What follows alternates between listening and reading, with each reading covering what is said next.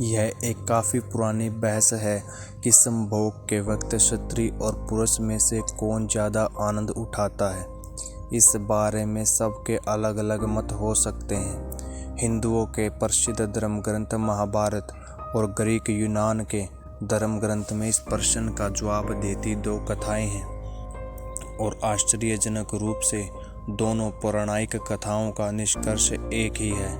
आज इस लेख में हम आपको वो दोनों कथाएं बताएंगे।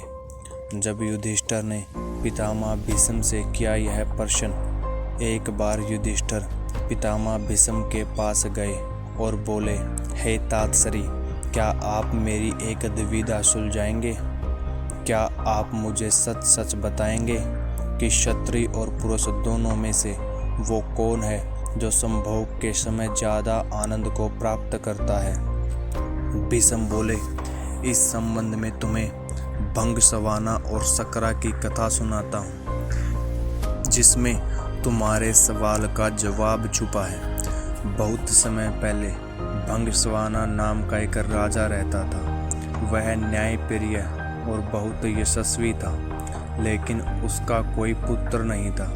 एक बालक की इच्छा में उस राजा ने एक अनुष्ठान किया जिसका नाम था अग्निष्ठता। क्योंकि उस हवन में केवल अग्नि भगवान का आदर हुआ था, इसलिए देवराज इंद्र काफ़ी क्रोधित हो गए। इंद्र अपने गुस्से को निकालने के लिए एक मौका ढूंढने लगे ताकि राजा भंगस्वाना से कोई गलती हो और वह उसे दंड दे सके। पर भंगस्वाना इतना अच्छा राजा था कि इंद्र को कोई मौका नहीं मिल रहा था, जिस कारण से इंद्र का गुस्सा और बढ़ता जा रहा था। एक दिन राजा शिकार पर निकला। इंद्र ने सोचा ये सही समय है और अपने अपमान का बदला लेने का, और इंद्र ने राजा को सम्मोहित कर दिया। राजा भंगस्वाना जंगल में इधर उधर भटकने लगा।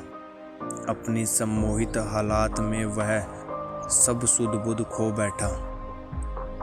ना उसे दिशाएं समझ आ रही थी और ना ही अपने सैनिक दिख रहे थे। भूख प्यास ने उसे और व्याकुल कर दिया। अचानक उसे एक छोटी सी नदी दिखाई दी जो किसी जादू सी सुंदर लग रही थी। राजा उस नदी की तरफ बढ़ा और पहले उसने अपने घोड़े को पानी पिलाया, फिर खुद पिया। जैसे ही राजा ने नदी के अंदर प्रवेश किया, पानी पिया, उसने देखा कि वह बदल रहा है। धीरे धीरे वह एक क्षत्रिय में बदल गया। शर्म से बोझल वह राजा जोर जोर से विलाप करने लगा। उसे समझ नहीं आ रहा था कि ऐसा उसके साथ क्यों हुआ। राजा भंगस्वाना सोचने लगा, हे प्रभु, इस अनर्थ के बाद मैं कैसे अपने राज्य वापस जाऊं? मेरे अग्निष्ठता अनुसंधान से मेरे 100 पुत्र हुए हैं, उन्हें मैं अब कैसे मिलूंगा? क्या कहूँगा? मेरी रानी महारानी जो मेरी प्रतीक्षा कर रही हैं, उनसे कैसे मिलूंगा? मेरे पौरुष के साथ साथ मेरा राजपाट सब चला जाएगा। मेरी प्रजा का क्या होगा? इस तरह से विलाप करता राजा अपने राज्य वापस लौटा। क्षत्रिय के रूप में जब राजा वापस पहुंचा तब उसे देखकर सभी लोग अचंभित रह गए। राजा ने सभा बुलाई और अपनी रानियों, पुत्रों और मंत्रियों से कहा कि अब मैं राजपाट संभालने के लायक नहीं रहा हूँ। तुम सभी लोग सुख से यहाँ रहो और मैं जंगल में जाकर अपना बाकी का जीवन बिताऊंगा। ऐसा कहकर वह राजा जंगल की तरफ प्रस्थान कर गया। वहाँ जाकर वह क्षत्रिय के रूप में एक तपस्वी के आश्रम में रहने लगी, जिनसे उसने कई पुत्रों को जन्म दिया। अपने उन पुत्रों को वह अपने पुराने राज्य ले गई और अपने पुराने बच्चों से बोली, तुम मेरे पुत्र हो। जब मैं एक पुरुष था, ये मेरे पुत्र हैं। जब मैं एक क्षत्रिय हूँ, मेरे राज्यों को मिलकर भाइयों की तरह संभालो। सभी भाई मिलकर रहने लगे। सभी को सुख से जीवन व्यतीत करता देख देवराज इंद्र और ज़्यादा क्रोधित हो गए और उनमें बदले की भावना फिर जागने लगी। इंद्र सोचने लगा कि ऐसा लगता है कि राजा को क्षत्रिय में बदल कर मैंने उसके साथ बुरे की जगह अच्छा कर दिया है।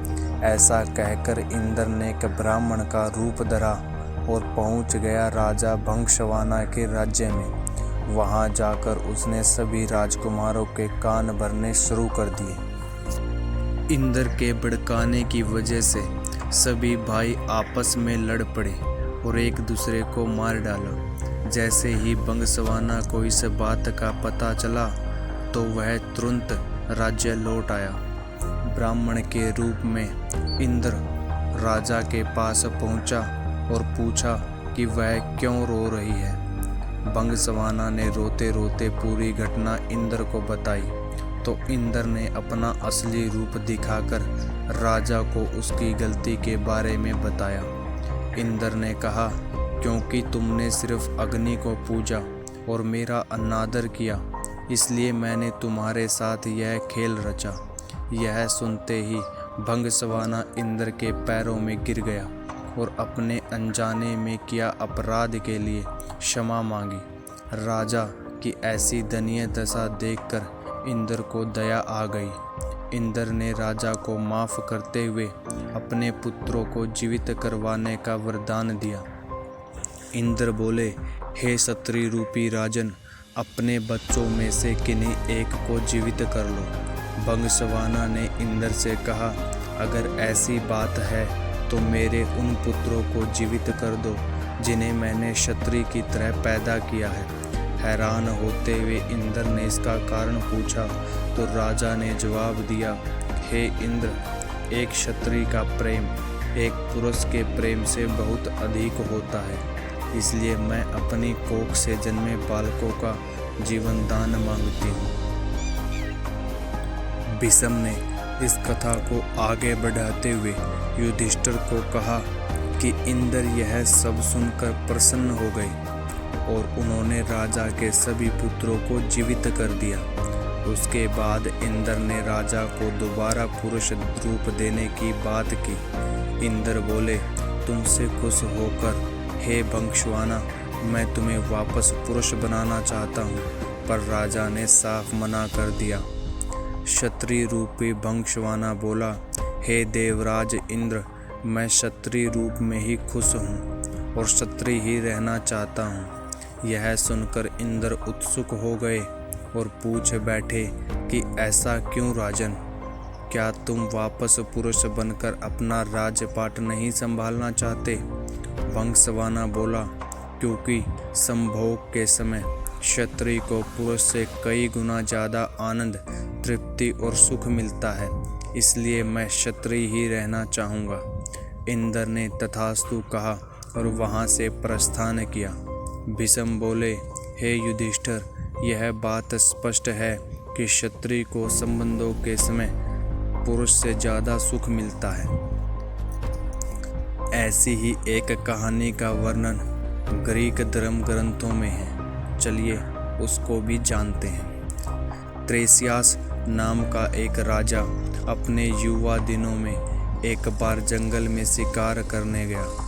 वहाँ उसने 2 सांपों को संभोग करते समय लिपटे हुए देखा। त्रेसियास को ना जाने क्या सूझा, उसने अपने सिपाहियों की मदद से उन विशाल सांपों को अलग करवा दिया। ऐसा करवाते ही उसे श्राप मिला कि उसका पौरुष चला जाएगा और वह एक महिला में तब्दील हो जाएगा। उन सांपों का क्या हुआ इस बारे में कुछ पता नहीं है। कई साल बाद त्रेसियास अपने क्षत्रिय रूप में दोबारा उसी जंगल से गुजरा। अपनी नफरत के चलते उसने अपने सिपाहियों की मदद से दोबारा एक सांप के जोड़े को अलग अलग कर दिया, पर इस बार ऐसा करते ही वह पुरुष बन गया। अब वह अपनी तरह का एक ऐसा अकेला व्यक्ति था जिसने क्षत्रिय और पुरुष दोनों का जीवन जिया था। उसी समय ग्रीक भगवान ज़्यूस और उनकी पत्नी हीरा में विवाद चल रहा था कि सेक्स कौन ज़्यादा एंजॉय करता है, क्षत्रिय या पुरुष। उन्होंने त्रेसियस को बुलावा भेजा। त्रेसियस ने ज्यूस और हीरा के सवाल का एकदम सीधा और स्टिक जवाब दिया। महिलाएं पुरुषों से 9 गुना ज़्यादा सेक्स का आनंद उठाती हैं। इस जवाब से हीरा बहुत नाराज हो गई। उन्होंने त्रेसियस पर ऐसा वार किया कि वह अंधा हो गया। ज्यूस अपने आप को त्रेसियस के अंधेपन के लिए जिम्मेदार मानने लगा और उन्होंने उसको भविष्य देखने का वरदान दिया। लगभग दुनिया की हर संस्कृति में ऐसे देवी देवता हैं जो स्त्री और पुरुष का संबंध खूबसूरती से दर्शाते हैं। भारत में ऐसी प्रतिमा है अर्धनारीश्वर की। अर्धनारीश्वर का अर्थ यह हुआ कि आपका आधा व्यक्तित्व आपकी पत्नी का, आपका ही आधा व्यक्तित्व आपका पति हो जाता है। आपकी ही आधी ऊर्जा स्त्रीवण और आधी पुरुष हो जाती है और तब इन दोनों के बीच जो रस और लीनता पैदा होती है, उस शक्ति का कहीं कोई और विसर्जन नहीं होता। आपके क्या विचार हैं दोस्तों इन दोनों कहानियों के बारे में? क्या सच में क्षत्रिय और पुरुष के बीच जो आनंद की बात इन कहानियों में बताई गई है वो सच है? कमेंट करके ज़रूर बताइए और वीडियो को ज़्यादा से ज़्यादा शेयर ज़रूर करें और चैनल पर पहली बार आए हैं तो सब्सक्राइब ज़रूर करें।